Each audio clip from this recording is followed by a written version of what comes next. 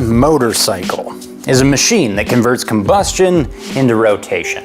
Unplug your chick talk for 7 minutes, and you'll understand how every part works. The gas tank is kind of like a tank for gas. There's no combustion without a combustible. On the bottom of our tank is a petcock, which is a cocky name for a tap. Off, on. Fuel flows through this hose into the carburetor.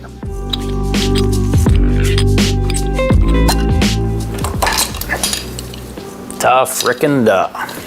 Carbs just force gas through jets because the spritz mixes better with air.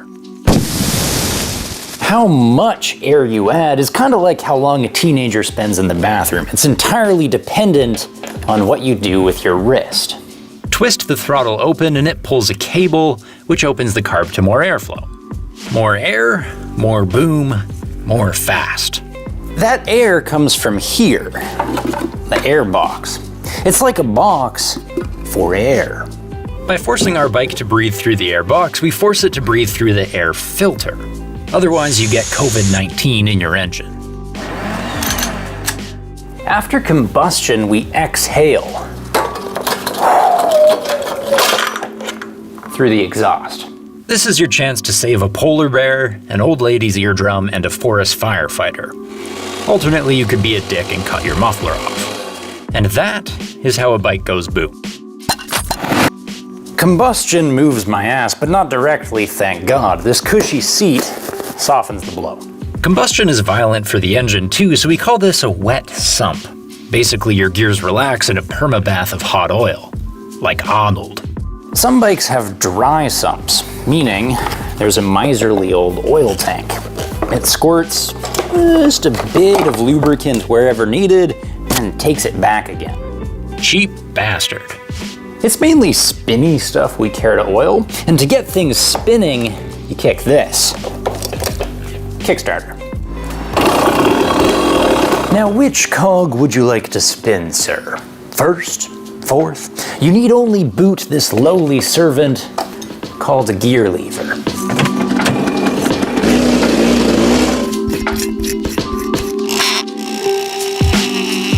Whichever part of the transmission shaft you engage, it spins a countershaft, which is why we call this the counter sprocket. That, in turn, turns a chain, which turns the rear sprocket, which turns the rear wheel. I could show you if I hadn't already pirated the chain for another video. Yarr.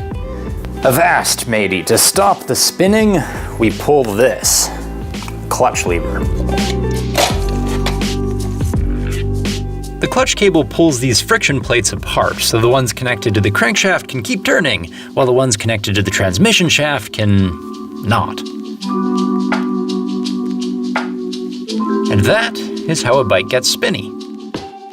While the engine is rotating, we should make like squatters and steal power off it with this flywheel. It's magnetic and turns with the crankshaft around these coils.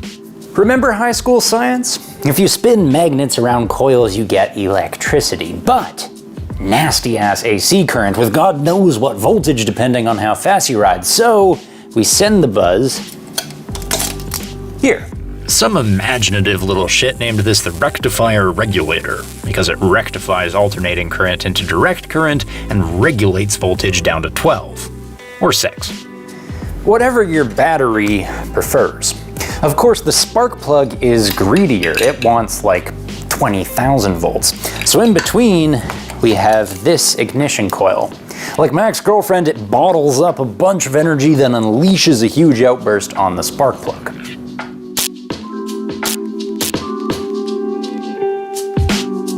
Our headlight also runs off the battery, as does the speedometer.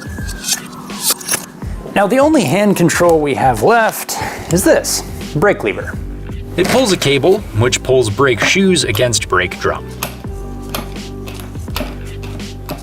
The same thing happens at your right foot with this brake pedal and connecting rod. Now on newer bikes you have pads instead of shoes, grinding against rotors instead of drums, and actuated by hydraulics instead of cables, but it's all the same. Friction slows you down.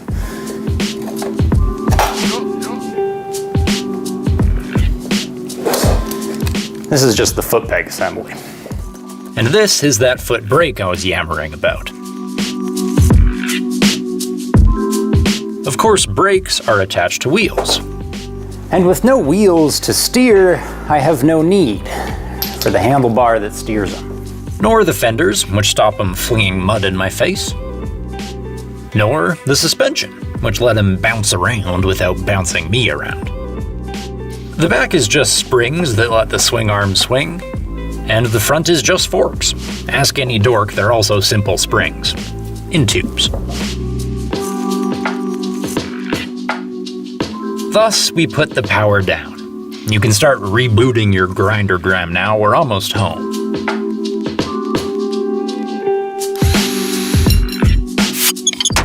This is the frame. It holds the engine. Our cylinder head is where the spark comes in.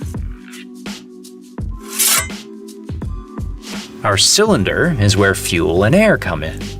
Then bang! Combustion pushes the piston, rotating the crankshaft. And that is how combustion becomes rotation. Which, if you recall, is exactly what this machine is for.